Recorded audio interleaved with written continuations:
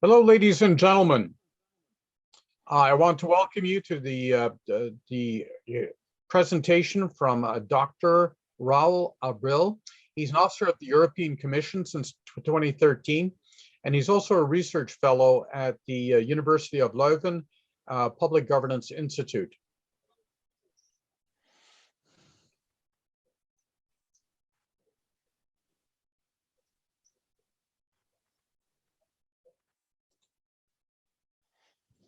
He's personally, right at this point in time, he's responsible for numerous European digital transformation initiatives, including the European Interoperability Reference Architecture, the eGovernment ERA portfolio decision-making support, and the electronic government ERA digital transformation roadmap support. He's got more than 35 years of professional experience, most in the R&D, and he's also been portfolio manager in a major USA IT vendor. He has numerous knowledge domains. He holds a doctoral degree from Henley and the European Doctoral School on Knowledge Management. As well, he is an engineer and has a master's in project management. So without further ado, I welcome Dr. Abril. So Raul, over to you. Thank you very much, Bob. And I am again very excited to be with you, and I'm basically sharing some of the developments that in my institution we do. The topic of this presentation is going to be, as you can see here, what are the type of initiatives that the European Commission is promoting in digital transformation. So this is about what we are going to do. The agenda basically focuses on some interesting first steps about the monitoring that we have to understand our progress, which we consider very relevant, in order to make sensible decisions and action promoting digital transformation, which is the monitoring aspect will be in the second bullet, and then the different actions and initiatives that we do institutionally in the European Commission are going to be in basically in the bullets 3, 4, and 5. So let's go first of all to share with you, dear colleagues, some basic macro figures on our European Union. No, what you have here are some numbers about corresponding to the 27 member states in the European Union. And you know, the last numbers that we have are, we are around 446 million Europeans. And our gross, our GDP basically is talking the last numbers that are published by our Eurostat, which is the Direction General of Statistics, is around 14 trillion.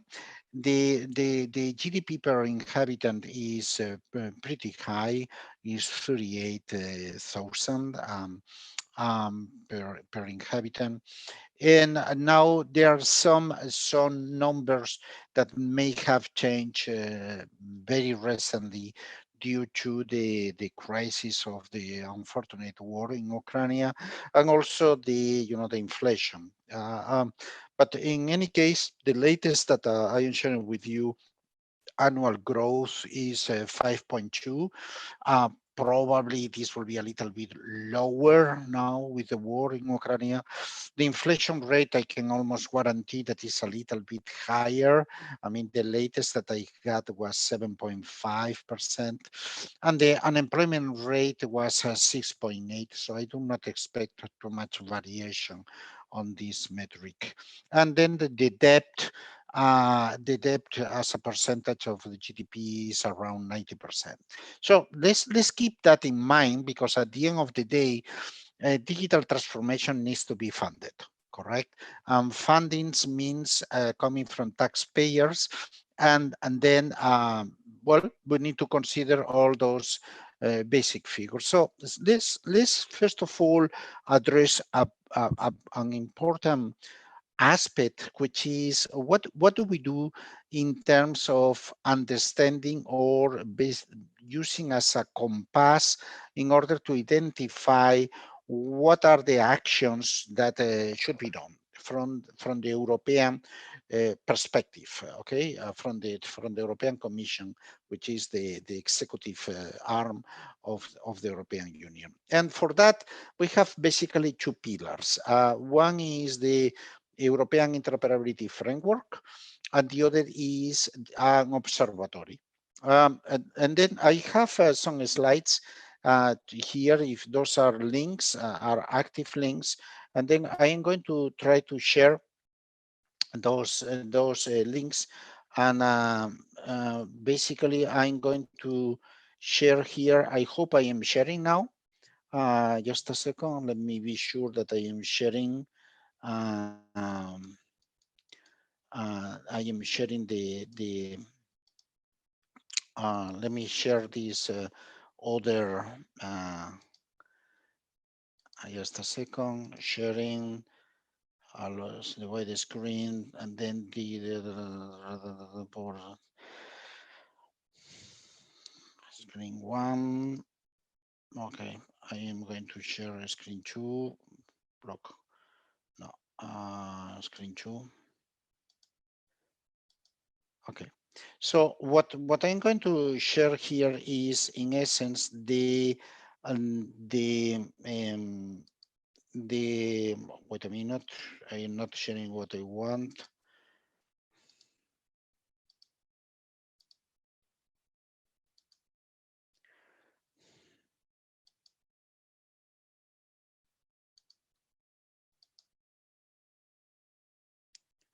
Screen two, allow.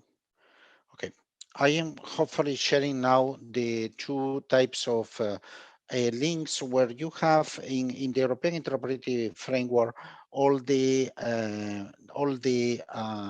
principles that we have in EIRA, and basically are principles of architectural principles.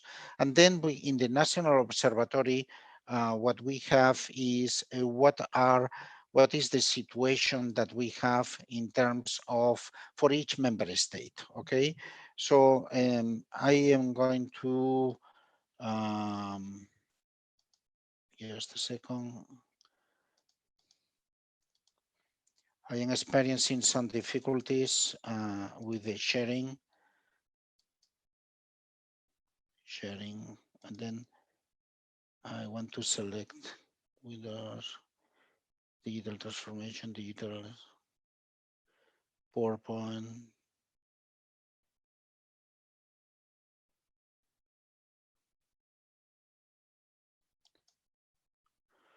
Okay, I'm going to share this thing. Hello. Okay, hopefully I am sharing basically the European, the National Interoperability Framework, which is our observatory. And then in this observatory, there are two aspects. One, what is our reference, which are all the principles that should be followed. And then what is the situation per each of the member states. So those are the links, you can access them. But this is very relevant because for each country, I'm going to select one of those. For example, I'm going to select Romania. If you see, they have the same, of course, standard presentation per each of the countries. And then you can see this spider where per each of those principles, architectural principles, we understand what is the situation. What you can see here in this color is basically the average situation in the European Union. And then in the dotted line, you have what is the situation in this country, okay? Which, as you can see, this member states is underperforming with respect to the average, no? If we go to another one, for example, in Spain, the situation varies significantly. And this is the message that I wanted to share. We have a big variety in each of the member states. So in this case, this member state, which is Spain, you can see that is basically overperforming with respect to the average of the member states. So all this information is essential. So this is a basic lessons that we are applying from management, in the sense that we need to essentially understand where the pain in the shoe is before making any type of decisions. And this information that is based on those two aspects, what are the architectural principles and what is the situation in each of the member states, is relevant to make decisions about what are the initiatives that we need to push in relation to digital transformation. I would like to emphasize that one problem that we have, we are talking about macro numbers, macro figures, is that you don't have this information every month. So because this takes a lot of time, a lot of processing time, a lot of time producing this type of information. So the frequency of refreshment is less than optimal, and we are having more or less once per year approximately. And then with this type of information, we are able to identify our actions. One type of initiatives that we have are about policy making. Okay, in terms of policy making, it means to create a legal test.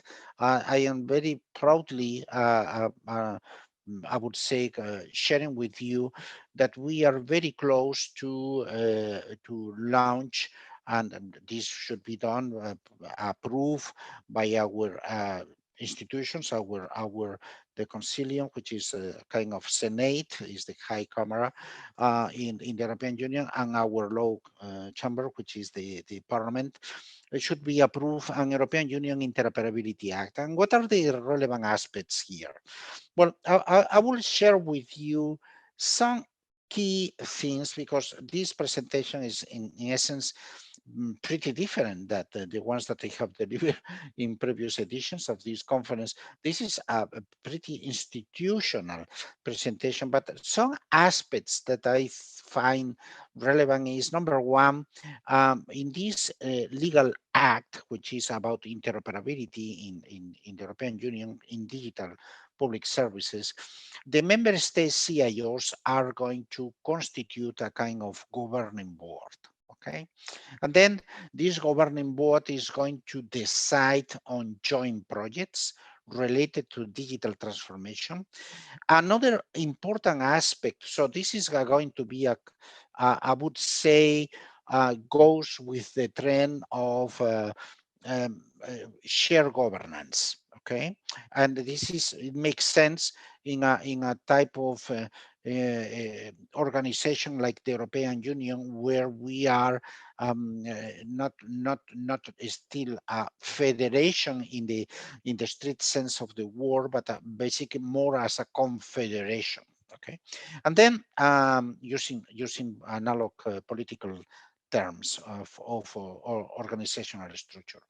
One key aspect of this coming European Interoperability Act is it goes in the typical dilemma in between be very specific about the specifications or to be very broad with recommendations. And then we wanted to be directive in this case, and this is going to be on the highest level of executive power of our legal acts, which is going to be a regulation.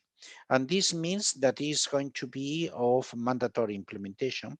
But then how to harmonize this thing with the flexibility that we need to deliver and to respect the different situations and the proportionality with the member states? Well, the instrument that we have found is the creation of catalogs. Okay, so we are going to promote the creation of a catalog where inside this catalog is going to be a set of specs or solutions to be used in order to support digital transformation. For example, let me use a case that in this edition, I will talk again about the latest release of EIRA 5.00.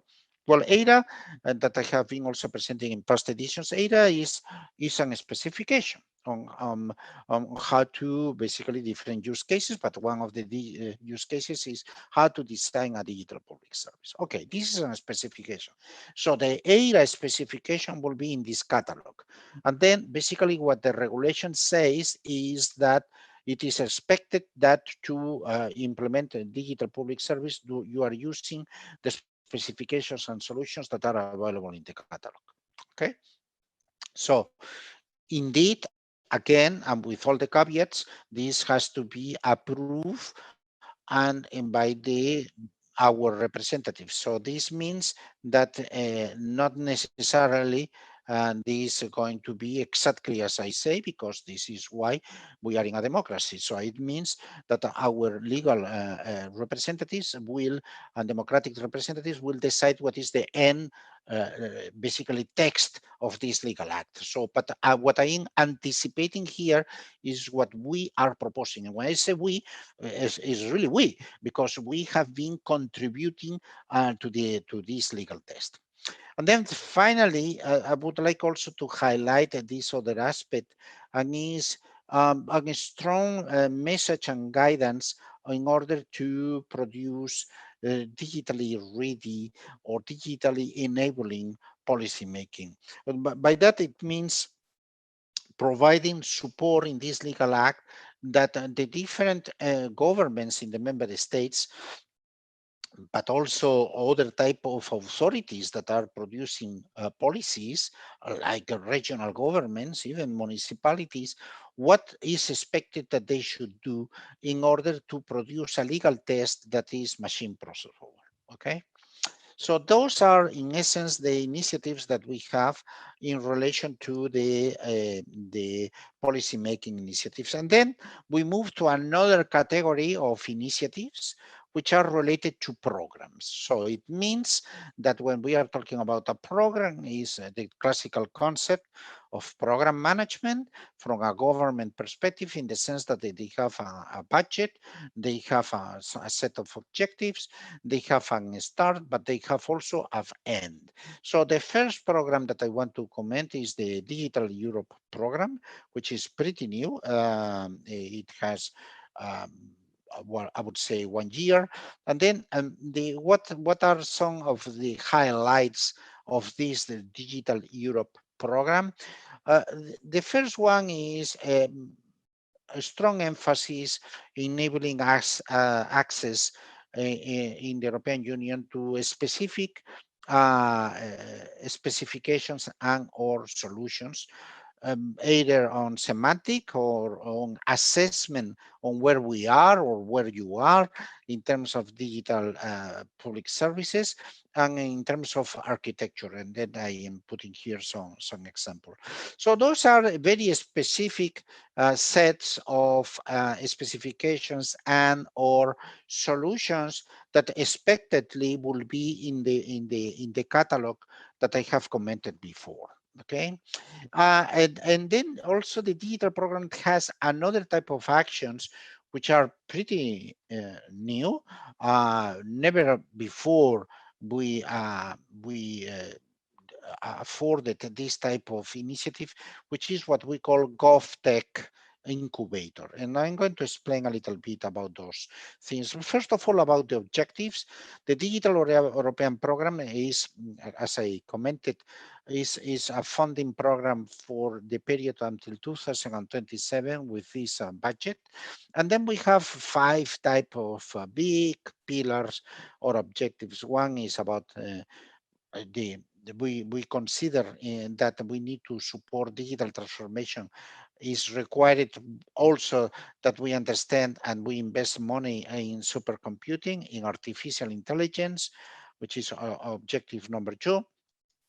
And then also in cybersecurity, very important cybersecurity, and even more with the Ukrainian war and all the attacks that we have in terms of cybersecurity, not only from criminals, but also from some not very good friendly member states, I mean, outside the European Union. And then we need to increase the talent of professionals, advanced digital skills. And then finally, and that's the reason I put this circle here, the objective number 5 is about the promotion on basically the digital technologies across the economy and the society. So this is essentially the objective, and this is the budget assigned to basically digital transformation. The other, I would say, that is okay, also relevant for digital transformation, but this is in essence the objective that addresses what we are talking. And then I wanted to share with you, I'm going to do a little bit zoom here. This is actually the legal text of this program in relation to this objective, objective number 5. And then in this objective number 5, what one key objective is to basically reduce, mitigate the digital divide that I have suggested that exists when I was comparing two spider diagrams on NIFO. What this diversity that we have between the different states, our moral obligation is to reduce it, to support member states and to mitigate this gap, this digital divide. No, and in order to do that, there are all those numbers of objective and actions to be done. And one of I have circled 3 of them that gives you an idea on where we plan, in my opinion, to clearly to focus. So we are basically facilitating the development of data and use of solutions and frameworks by public administration, but also businesses and citizens, and with a strong emphasis on open source indeed, and the reuse of existing interoperability solutions and specs. I would like also to highlight the importance that in the European Union we give to small and medium enterprises, which are for us a key in order to support their digital transformations, because they are at the end the heart. Not everything are super big companies. They are extremely important, but we believe that we need also to support in particular the small and medium enterprises. And then excuse me, we also need to basically be able to promote the access of the industry, and again, small and medium enterprises, to advanced technologies like AI, no? Because otherwise, then we are creating a gap that is not allowing. So we are doing actions in order to do that. And at the end of this, there is something that I highlighted, and is that all the money that we are putting in this specific objective should be primarily, but not only, through direct management. This is an important language, dear colleagues. In essence, what this is saying is that most of the money is not grants. So basically, it's money that is assigned, and we, the colleagues that we, like me, we hold the responsibility on monitoring and executing that the application of those funds are really to the objective that we are doing. So this is about this Digital European program. And then what I am going to talk is about this new, I would say, very exciting initiative, which is GovTech Incubator. And in essence, the colleagues working with GovTech Incubator are basically creating a program that is promoting innovation. Is promoting innovation in digital governments, and in order to do that, the approach is different that the ones that I have previously commented. In this case, the approach is basically about grants, and then is expected that there is a collaboration cross-border entities, and that they basically they require to be basically to create a consortium, and then this consortium formalize an agreement with us, with the European Commission, and then this consortium is basically receiving the grants to do innovation. So we are expecting that there is yes, it's not only do another round of the same thing. This we are expecting here to promote, to use leveraging emerging digital technologies to reuse interoperable components, solution components, and to do innovative proposals. Of course, because we are talking about grants, then there is a very specific set of eligibility criteria to participate. Again, this is mainly targeting member states, but there are also some possibilities to open to contributions coming from outside the European Union.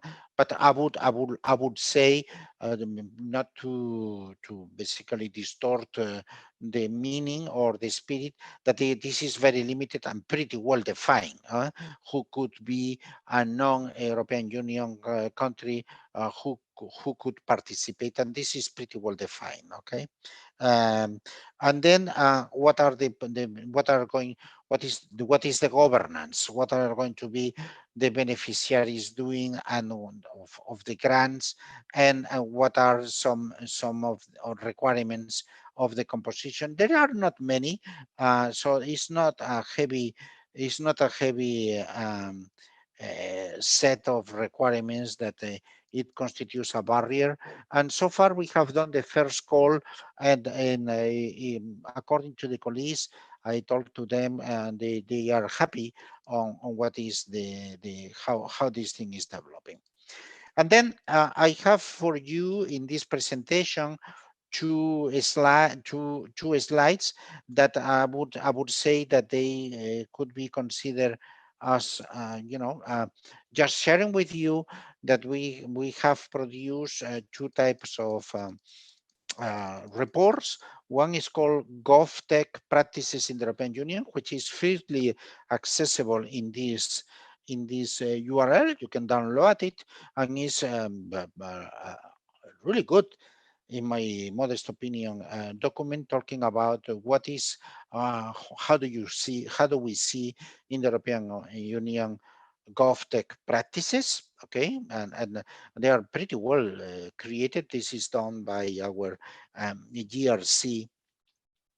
We don't have ministries, we have Direction General, and then one of those is the GRC, and then this is pretty well done. And then we have another document that also you have here at the link if you want to download it, which is basically scoping GovTech, and what a little bit of detail on the market characteristics and the economic operators participating in GovTech.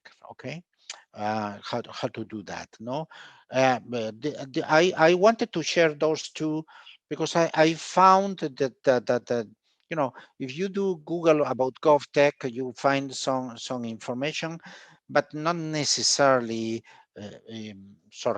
thorough. In those two links, I thought that it could be nice to share with you, dear colleagues, and that could be a nice takeaway from my presentation for you.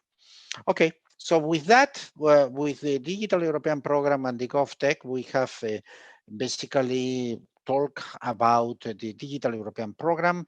And then we have other initiatives which are outside the Digital European Program. And then in essence, I'm going to talk about one, which are probably one of the most popular, is the technical support instrument, which is a successor of the past structural reform support program. And then this program is in essence part of our multi financial framework, which is our multiple year financial program. And this is associated to our recovery plan for COVID and supporting member states to recover their economy from the terrible COVID pandemic. So in essence, is way smaller compared with the Digital European Program, but we are talking about 767 million for approximately for 7 years, and this is around 110 millions per year. And then the how this thing works is in essence is basically supporting the the implementation of structural reforms in e-government in the member states. Okay, so around looking a little bit to the previous instrument, the antecessor to this instrument, we have implemented so far around 1,000 projects in the 27 member states, and then we have covered basically a pretty large amount of areas. And one important aspect, because this program has a lot of is very attractive to the member states, is that we are funding 100%. So no co-funding is needed. In terms of which also I wanted to share with you, dear colleagues, in terms of what are the areas that could be of interest, and that historically this instrument and this and program has been funding. You have here the different type of areas of public government, and the bullets they indicate the type of project that has been funded. So you can see that we are covering from, yes, governance and public administration, to things like finances in the public sector, of course, and access to finance. Okay. So in terms of who have been the beneficiaries in the European Union of those specific projects, you have here a number. You don't have here the 1,000 in that I was talking, because we are limiting this chart to 3 years. And then in those 3 years, you can see who have been the basically the beneficiaries. You can see and you could compare. Now you can link the dots. For example, Greece, you can see here that Greece in those 3 years, they have received 100 funding for 104 projects. Okay, now you could go to NIFO. I am not going to do, and then you could see the spider to see, okay, what is the situation of Greece as a member state? Okay, and then you can explain, you can understand why there are some projects that are some member states that they have more projects than others. No, so this is important to understand. For example, we were looking at Romania, and then you can see 55. Another aspect that I wanted to highlight here, which is really a problem, is that the fact of having funds available to support a member state in terms of digital transformation doesn't mean at all, unfortunately, that the member state can absorb that. Okay, this is like, if you allow me, if you go to a very poor country in Africa, for example, and then you have people and kids harvesting, and then suddenly you give a chicken to them. Okay, you can kill the kid, okay, because the stomach of this poor kid cannot absorb the chicken. Okay, so the problem is, and this is a moral and also a management problem, is how to do that you are supporting the absorption by a member state that they don't have, for example, talent or the resources to do that.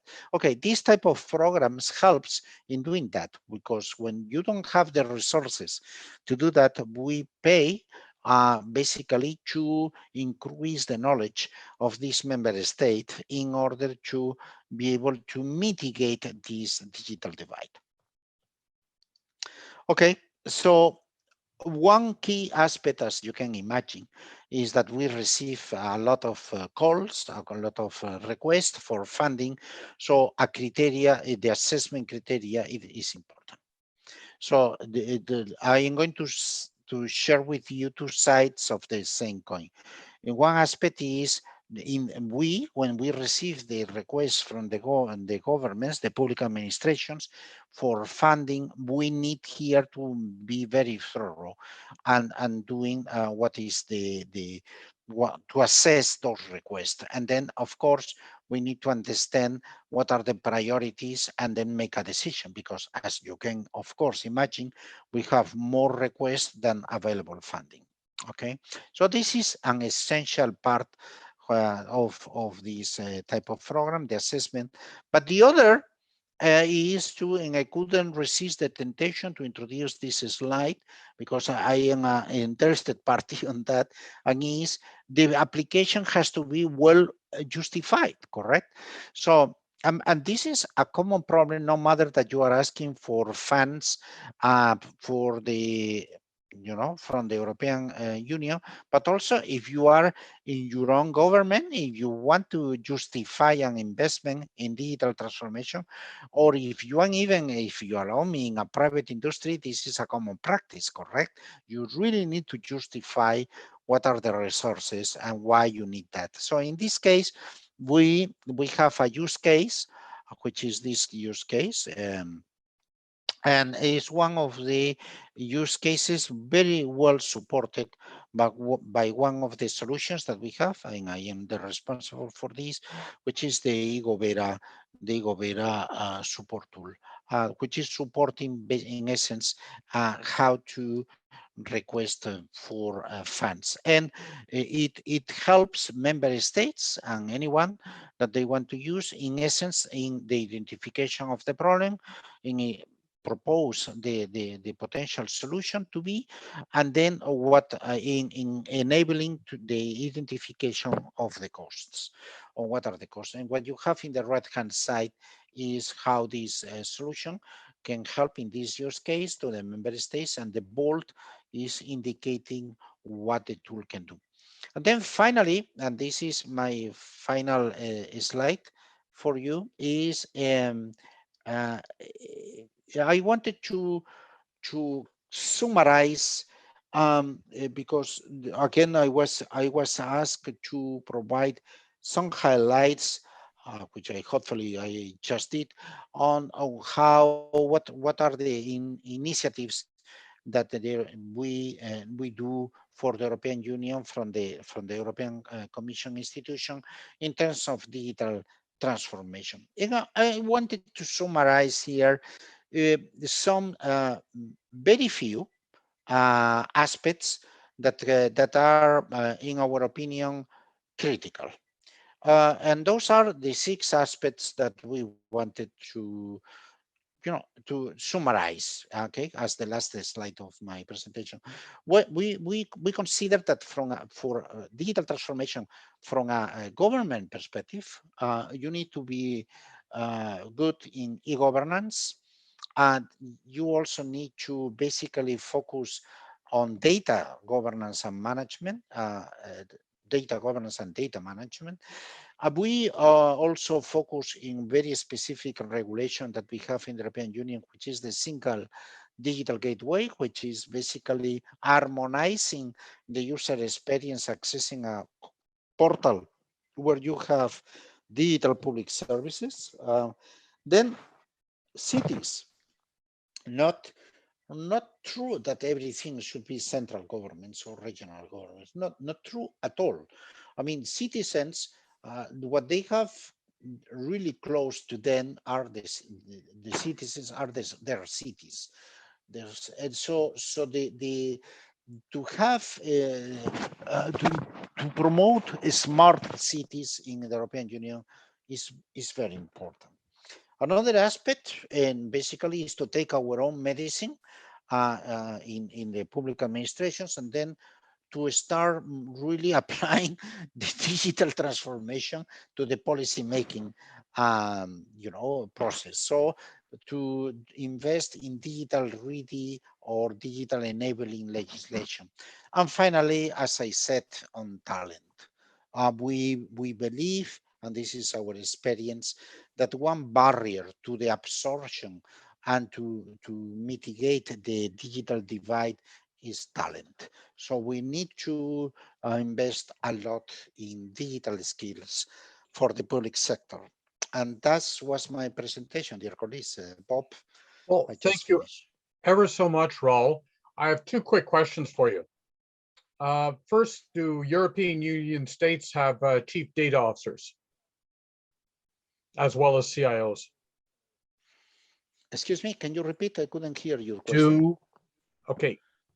Do European Union nations have chief Yes. data officers as well Yeah. as CIOs? Yes, they have. They have their own. Yes, they have CIOs and they have basically positions that are basically concerning digital transformation, if I have understood well your question. So the answer is yes, it is true. Well, there is a lot of, in generally speaking, if there is a trend, all the member states adopt that, okay? Another thing is how powerful are one with respect to the other, okay? But generally speaking, the answer is yes, they do have this type of governance structure. So when you say CIOs get together of the various Yes, nations, you include chief data officers as well, because often they're yes, not in the same organization. yes, Okay, great. The second question I have for you is, sorry, the second question I have for you is, are KPIs, key performance indicators, and yes. okay, and basically for compliance and for the solutions, are they well articulated? Well, this is, I mean, this is a very sensible aspect. We, as the